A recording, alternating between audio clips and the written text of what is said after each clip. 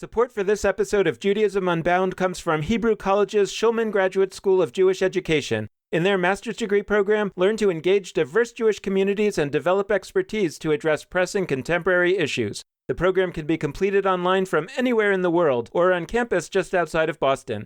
Generous scholarships are available. Learn more and prepare for Passover by downloading the article The Four Neurodivergent Children by Rachel Figueroa-Smith at www.hebrewcollege.edu/unbound.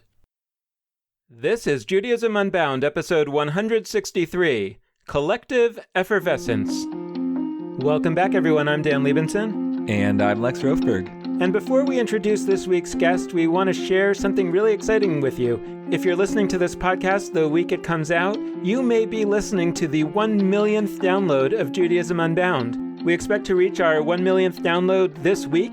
It could very well be from this episode. It could also be from one of our many other episodes that people are listening to. You won't know and we won't know, so we think that everybody listening to this episode should imagine themselves to be the 1 millionth person listening to Judaism Unbound in the 3 years that we've been around. It's really an incredible thing. It's a number that it's really hard for us to imagine, to believe. It's certainly not a number that we imagined that we would reach anytime soon when we launched the podcast 3 years ago. So thank you so much. We'll report back next week on whether or not we actually did reach the 1 million mark, and we'll talk about what we have in store going forward. Today's guest is appropriate for our millionth download because she's one of my oldest friends in the business, so to speak. Lizzi Heydemann is the founding rabbi of Mishkan Chicago, which is one of the organizations known in the Jewish world these days as an emergent spiritual community. They describe themselves in the following way: Mishkan is a spiritual community in Chicago, reclaiming Judaism's inspiration and transformative essence.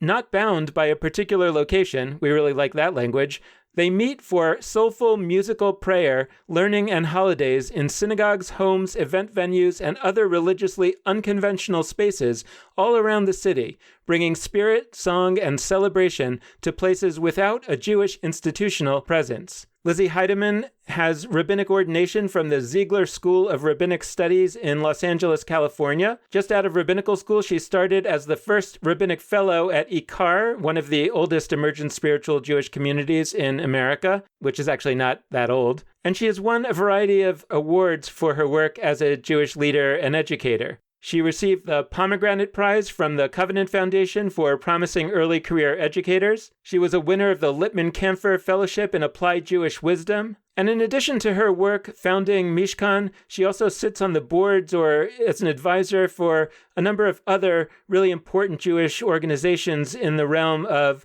social justice. She is a board member of Teruah, the Rabbinic Call for Human Rights, and she is a member of the Rabbinic Cabinet of Avodah, the Jewish Service Corps. This is a conversation that we probably should have had a long time ago, and so finally here we are. It's our 1 millionth download time, and we're super excited to have it be a conversation with Lizzi Heydemann. Lizzi Heydemann, welcome to Judaism Unbound. It's so great to have you. So nice to be here. In a way, Mishkan, your organization, occupies this middle space in the time of Jewish innovation. You know, there was this wave of Jewish innovation early on, about 15 years ago, and organizations like IKAR and Hadar were part of that. And then there's all these kind of new things that happened, last month. And it's funny to think about the fact that Mishkan is already one of the middle ones. But I was wondering if we could talk about what Mishkan is and has become sort of on two time horizons. If you could talk a little bit about what your vision of Mishkan was, what you thought it was all about 7 years ago or whenever it was exactly that you started, and then talk a little bit about some of the surprises along the way, some of the ways that Mishkan has evolved, and what is Mishkan today in comparison to what you thought it was going to be. When Mishkan started, I think I mostly was hoping that it would be a place for me personally to pray. And then beyond that, I think I was hoping for it to be a place for any and all people who have felt the feeling of, I'm a spiritual person, I connect to God or my own conception of God, the life force, something greater than myself. I connect to that profoundly in places, but just generally not synagogue. And wouldn't it be amazing to create a Jewish prayer space that enabled people to have that kind of expansive connection with each other, with themselves, with, whatever you want to call God.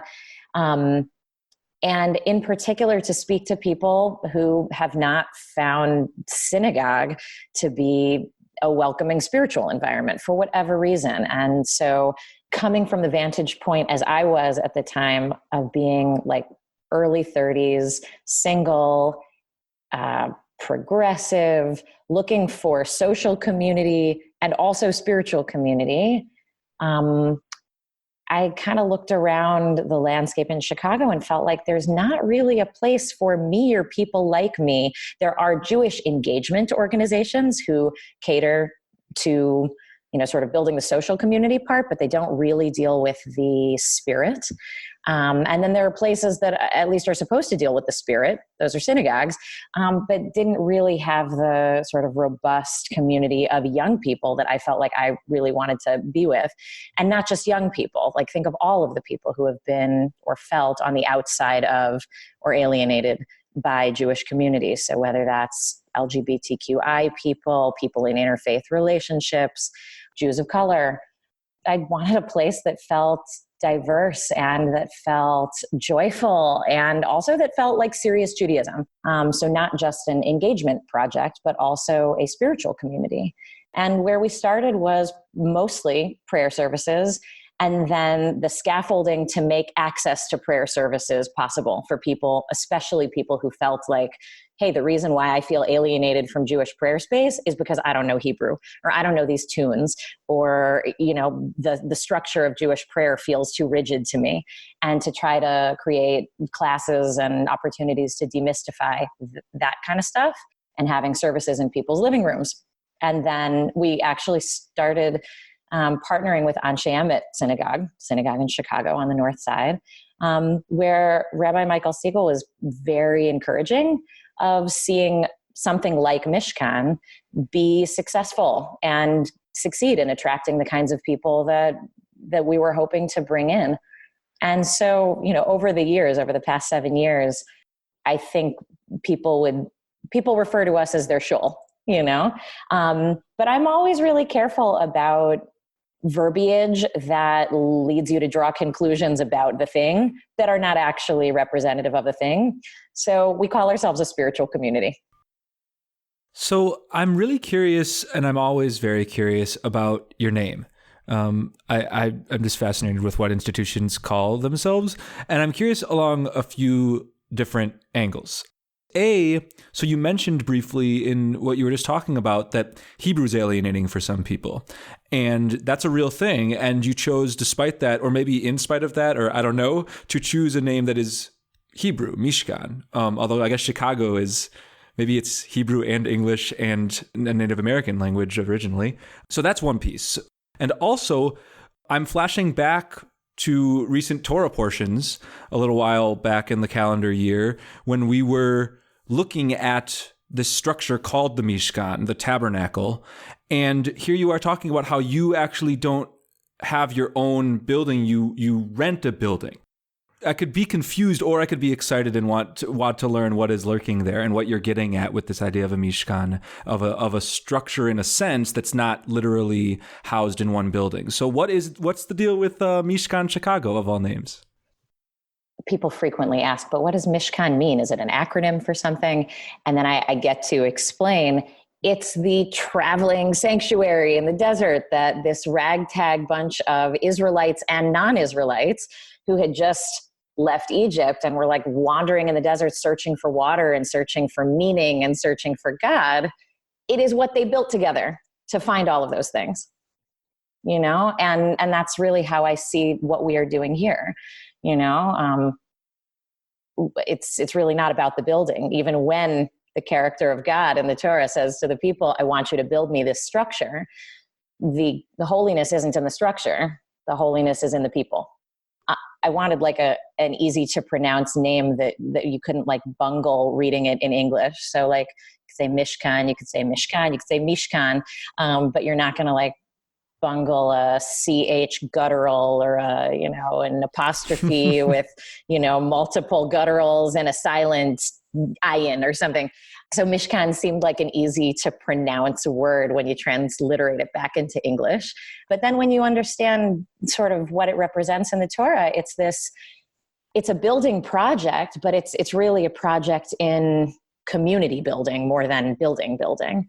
And people brought all different manner of expertise and background and vision to the project. And it's the Torah is unusually specific about, the men and the women and these people who, had this particular job and these people who carried the poles and then, the poles that go into the rings. And so there's a level of specificity that I think is absolutely not really descriptive of what we do, because this is much more, I would say, experimental than following any kind of a blueprint.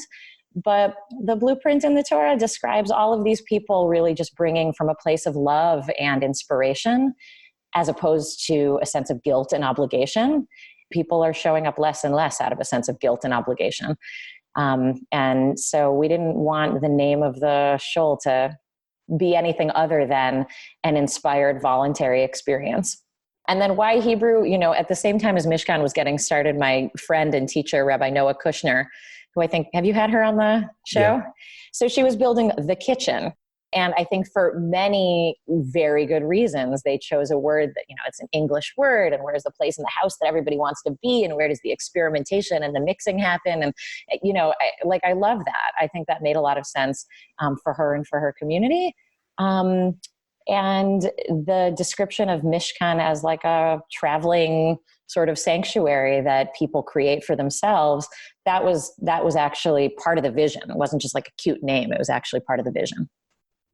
So I'm curious, first of all, as you describe the story, that a big driver of your name was for it to be able to be pronounced.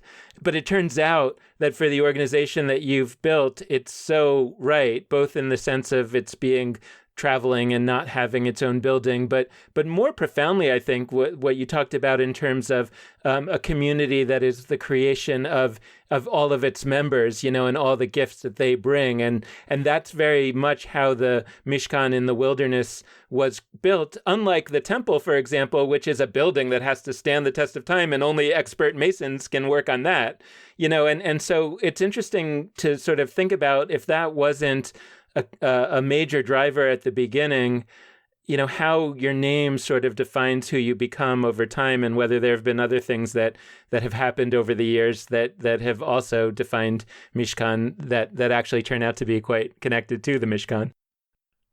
The longer Mishkan exists, the more I think the name feels appropriate.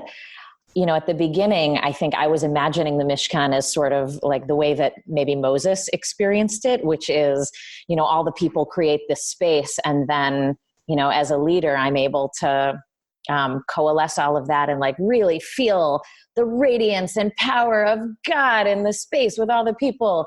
And we've seen Mishkan grow from 65 people in a living room to like 1,800 people filling the Vic Theater, which is this big concert venue on the north side for high holidays with a stage and lighting and branding, things that I would have never thought about, things that I never went to school for, to think about how to create powerful spiritual space. And that's all sort of embedded in the name of the Mishkan. You have to think on the level of specificity and granularity that actually the Torah is describing when it talks about sticking tents and poles into rings and rings into an ark and all of that. But I think maybe the surprise for me has been those large group experiences where you feel moved and transformed and, collective effervescence. That's great, but it actually doesn't translate into, I would say, meaningful, sustained experience without much smaller, more intimate groups, minions of people.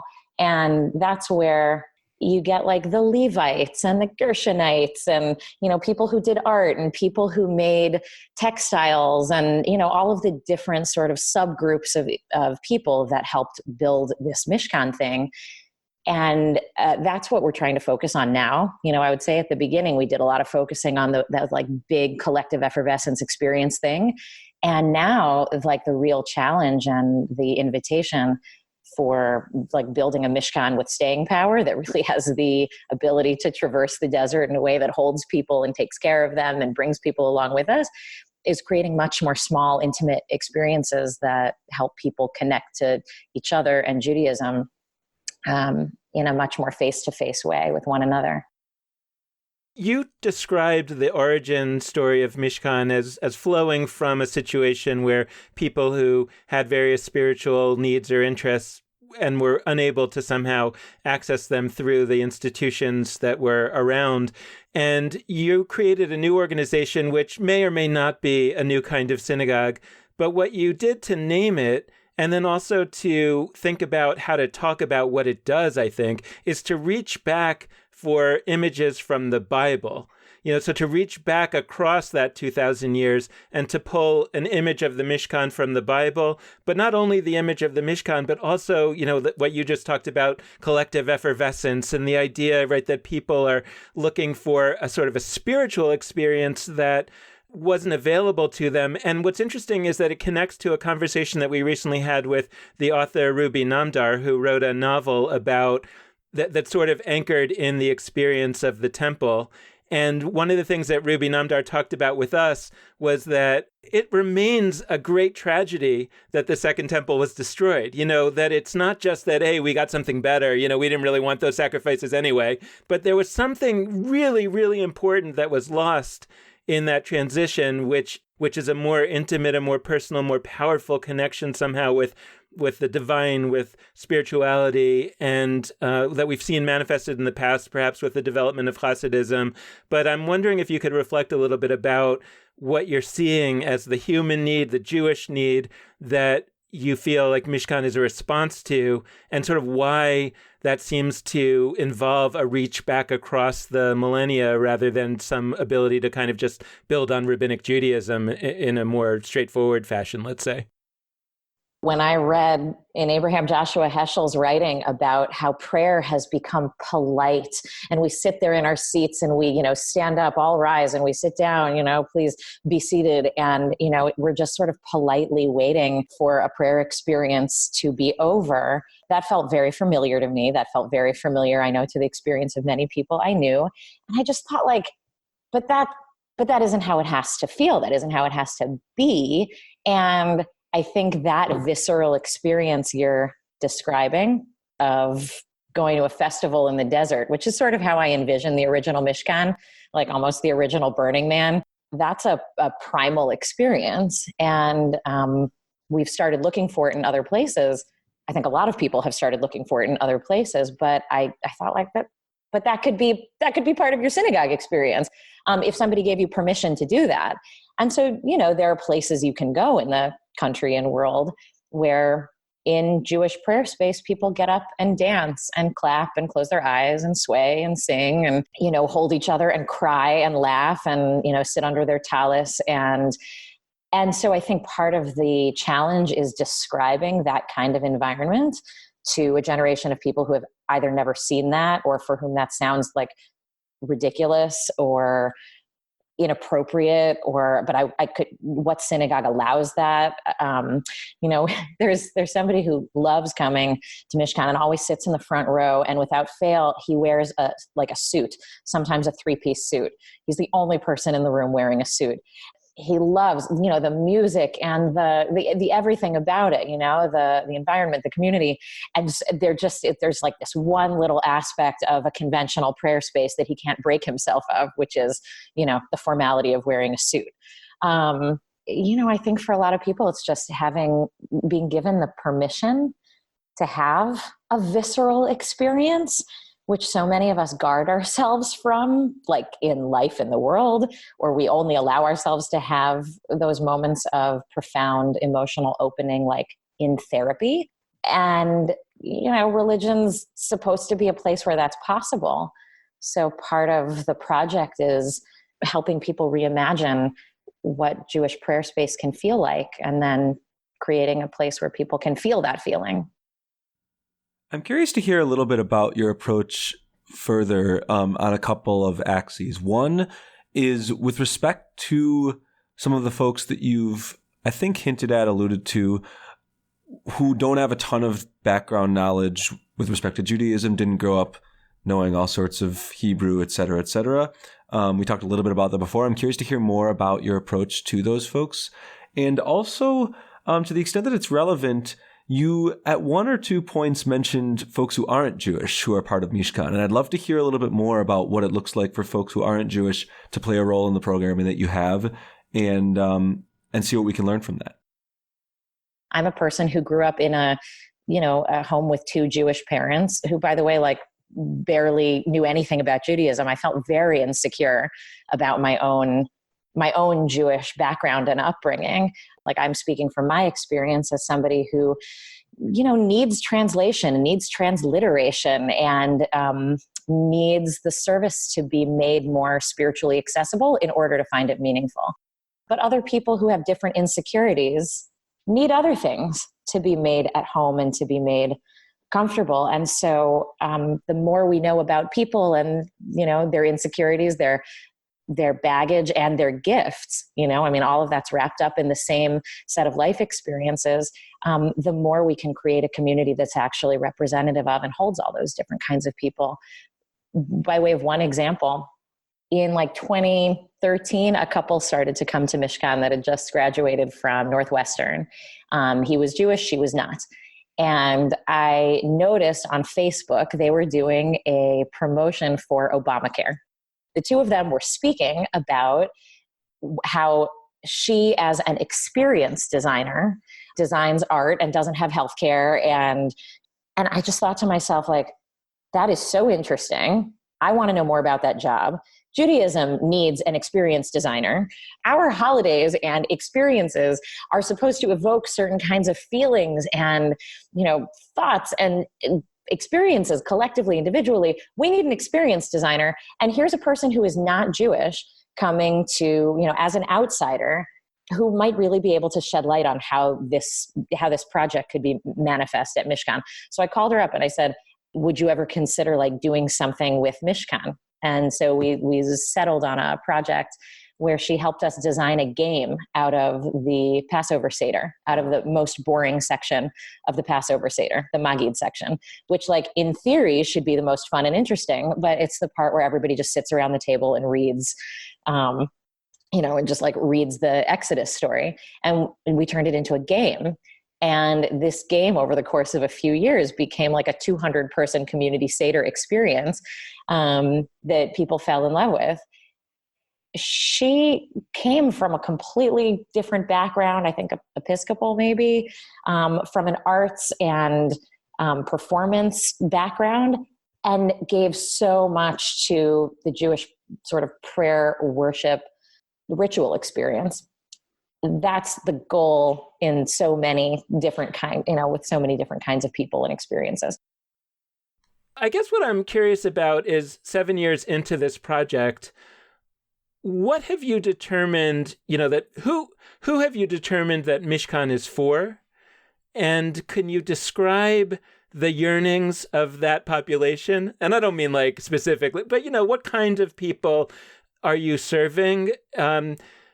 Because ostensibly, right, when you start an organization, and certainly when you're building an organization, you kind of realize, well, this is the population that we're serving. We have to find a common denominator. Otherwise, we can't sustain ourselves as an organization. So we have to do something that appeals to enough people that we can build an organization out of it.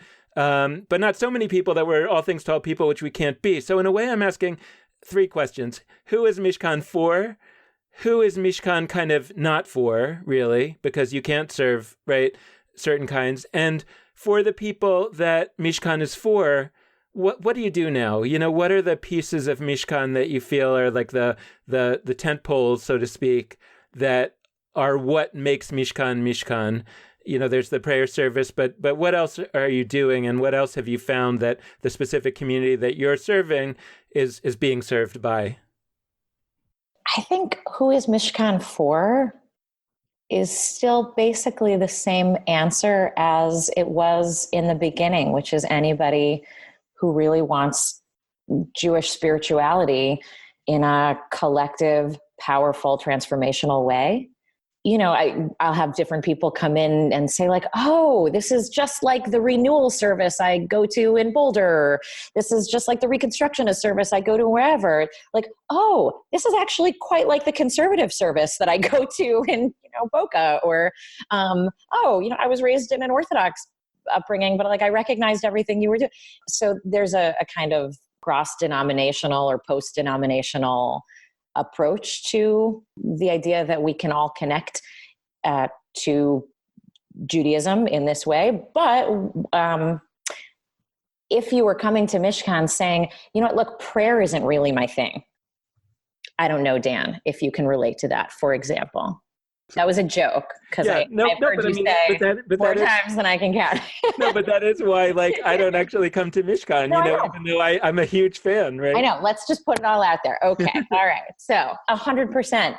I think that different strokes for different folks. Who is it not for? If you're, uncomfortable with somebody, playing guitar in a service or playing drum in a service, it's not, it can't be one experience creating certain norms can't be all things to all people. It just can't be. And I've certainly gotten requests from people, if you were really radically inclusive, then, you would have an area for men and women to sit separately because that's how I prefer to pray. And at a certain point, I do have to say, maybe this isn't the right community for you to pray in. Maybe there's something else you want to check out. And to the question, what makes the whole thing what it is. I think an organization is like a cell, sort of, it's got different pieces that all function independently, but also together, and is constantly sloughing off and kind of trying new things in order to stay vital.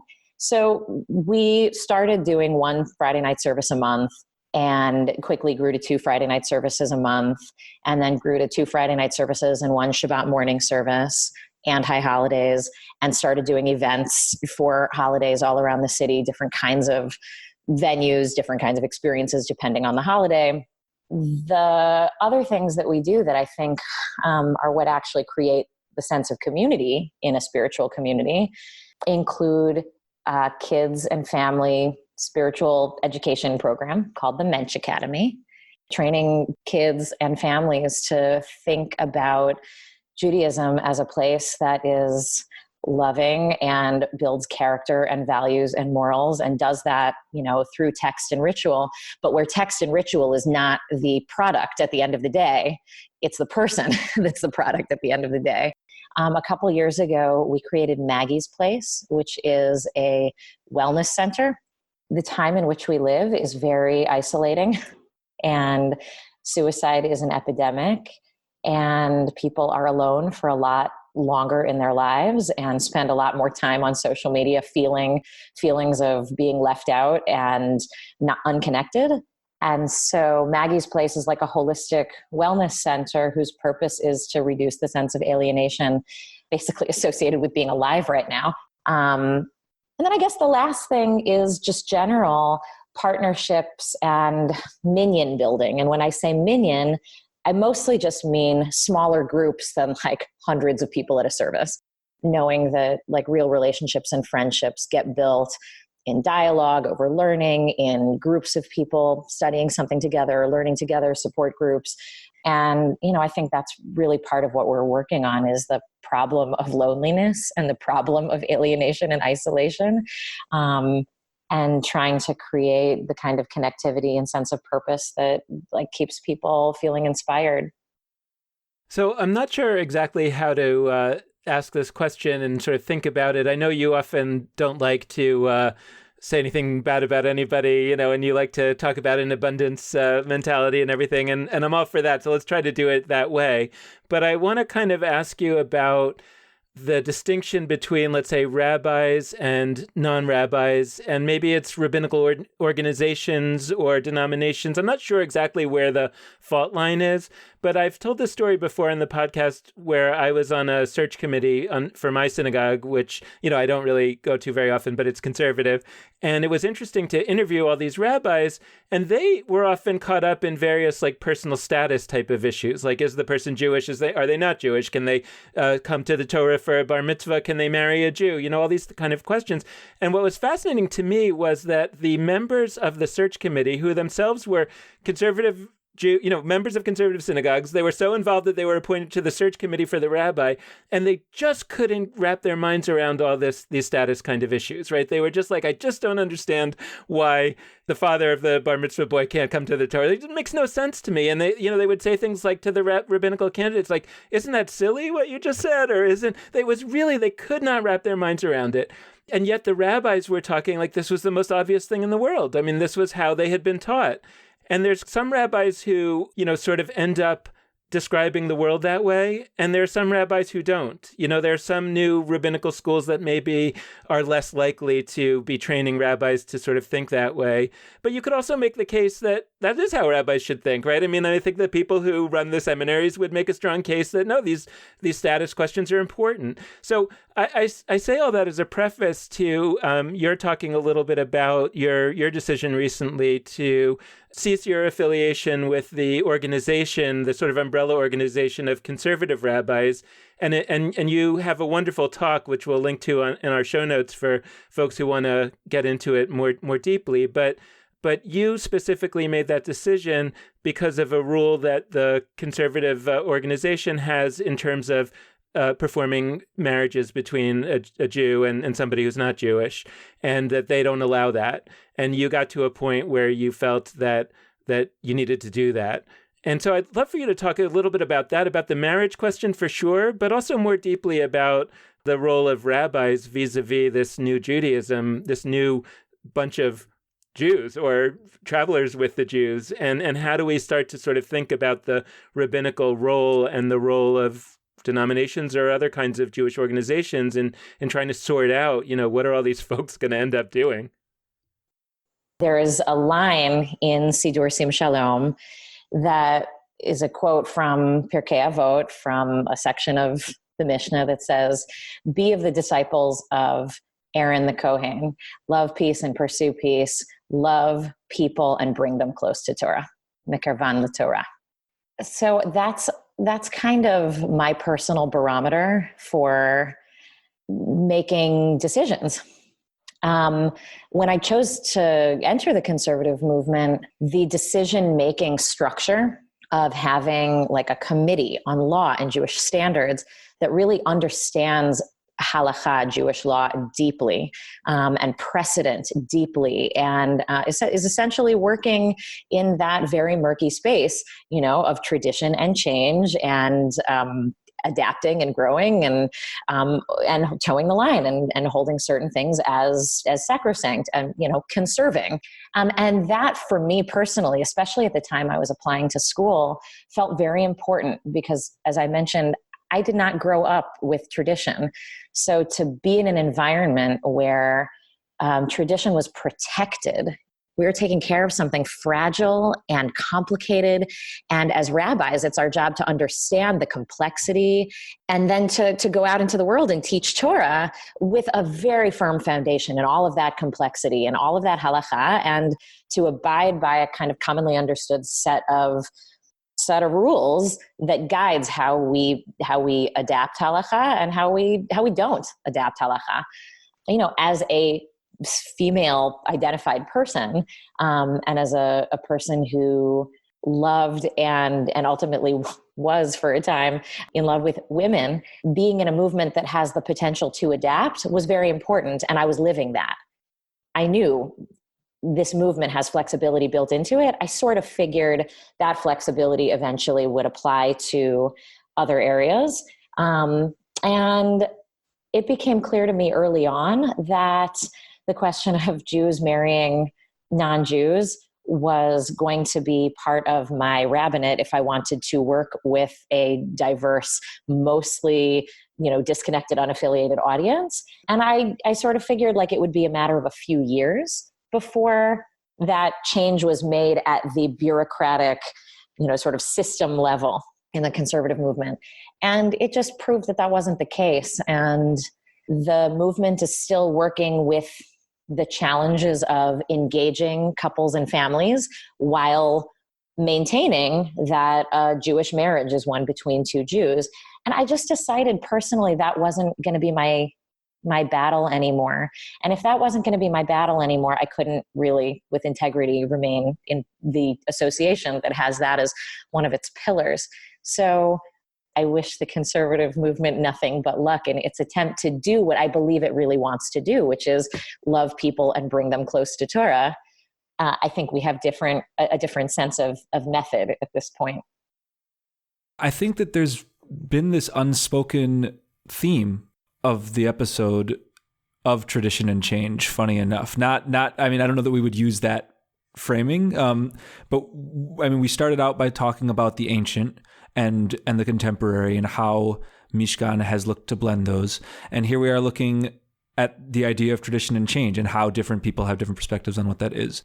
And I guess I'm curious on that front, given that we have a sense of what certain people are looking to preserve, to lowercase c conserve in the past. When you look out at the present of Judaism, and when you think a little bit about the future of Judaism, on the one hand, what changes do you think are underway already? What do you think is happening that is likely to snowball and continue in the future that we might not have fully anticipated? And more than that, what might not yet be happening? Like, what would you project Judaism looking like in future generations that we're only just now starting to get a sense of that might not yet exist? You're somebody who I know has really, really important insights on those fronts. My answer to the second part of the question is I have no idea. The answer to the question of what will everything look like in a few generations, people are often surprised to hear me speak rather pessimistically about the future, not about the Jewish future, but just about the kinds of conversations that we are obsessed with having in the Jewish community or any sort of specific identity community, mostly because I think like we're going to be dealing with much bigger, scarier issues like climate change, like really the effects of climate change and like global breakdown. So do I have any idea what the future is going to look like? Not really, but I could imagine that the kinds of conversations about like who's in and who's out and who's a Jew and who's not are going to feel very silly to us. We are on the cusp, there are a lot of cusps that I feel like we're sitting at the edge of, but one of them is like global catastrophe. And so that being the case, I want to focus on what brings us joy and inspiration and motivation and a sense of community and collective responsibility. And I think people are attracted to that and yearning for that and seeking that. And that's what Judaism is looking like more and more like now, and shaping itself to reclaim all of the elements of the tradition that have historically lent themselves to a sense of collective responsibility and joy and inspiration.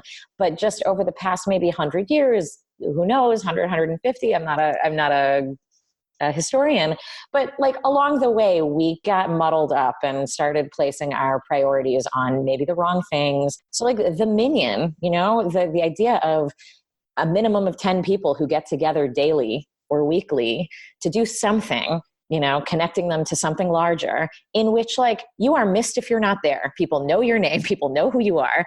That seems to me a very powerful format for collective meaning making and community building. Now, historically, and in many communities today, those 10 people are men. But as long as we're creating an egalitarian visionary community of the future, these are 10 people. These are 10 people and they're Jews and they're non-Jews, but they're gathering together for a purpose. And at Mishkan, our project right now is figuring out how to create a constellation of those minyanim, small groups, people who are basically on some kind of personal journey, but that's not just personal, that allows them to take themselves and be part of something bigger than themselves to actually transform the larger community. That's what it's looking like here.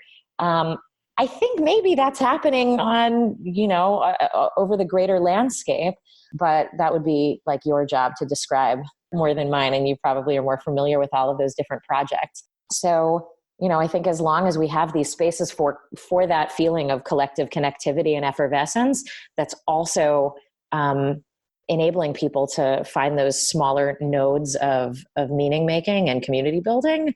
So like that's a really good recipe for engagement and for building and growing the Jewish community. I mean, my question in a way is once you adopt a small groups type strategy, a minion type strategy, that, why can't you be all things to all people at that point? Like that's sort of something that, you don't have to have an answer to this, but I'm puzzling over it, which is that I'm obsessed with the idea, reaching back of tribes.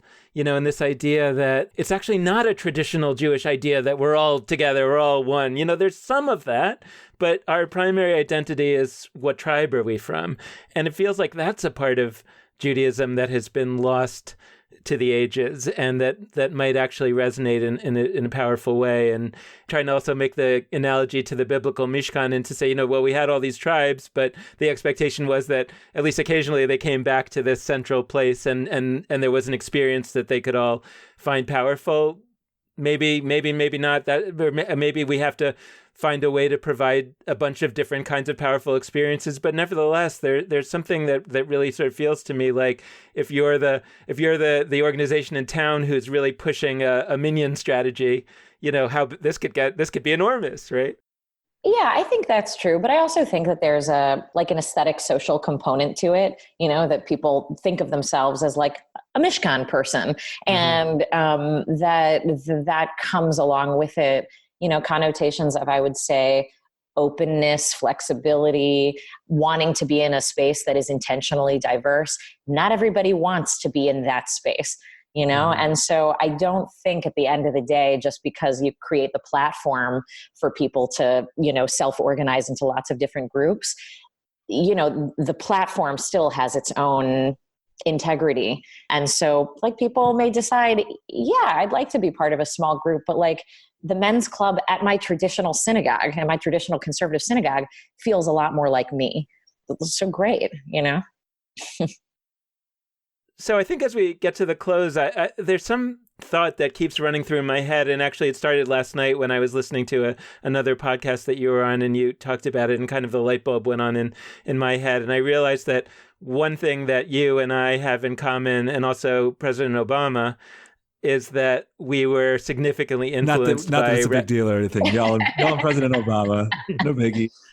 Well, we're all from the same neighborhood in Chicago. And the other thing is that we were significantly influenced by our relationship with Rabbi Arnold Jacob Wolf, who was of blessed memory, who was the rabbi of KAM Isaiah Israel, a synagogue, a Reform synagogue in the Hyde Park neighborhood of Chicago that is where you grew up. And I spent a lot of time with him in his later years. And I'm curious about your reflecting a little bit on the power of a role model like that, because it feels to me like it's hard to grow up and want to be a rabbi in the synagogue that's led by Arnold Jacob Wolf and be a fearful rabbi, because he was the kind of person whose attitude was, do what's right.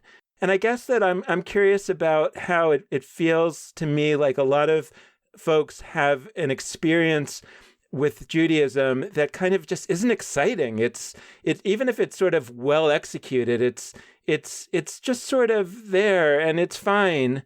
But those of us who had a chance to encounter a Judaism with that kind of power and that kind of commitment, you can't walk away with that and sort of when you meet your own challenges, take the easy way out or take the fearful way out. And I feel like so much of what you've done, even though I know that you don't like to think about it this way and talk about it this way, but so much of what you've done has been brave and has been not the easy road. And I just sort of wonder, I guess, how much of that you think about Arnold Jacob Wolf and perhaps other mentors that have been significant, and whether that's an element in its own right that we need to, and maybe you have ideas about how we can somehow expose more Jews to that kind of experience so that they would kind of have this sense that something different is possible?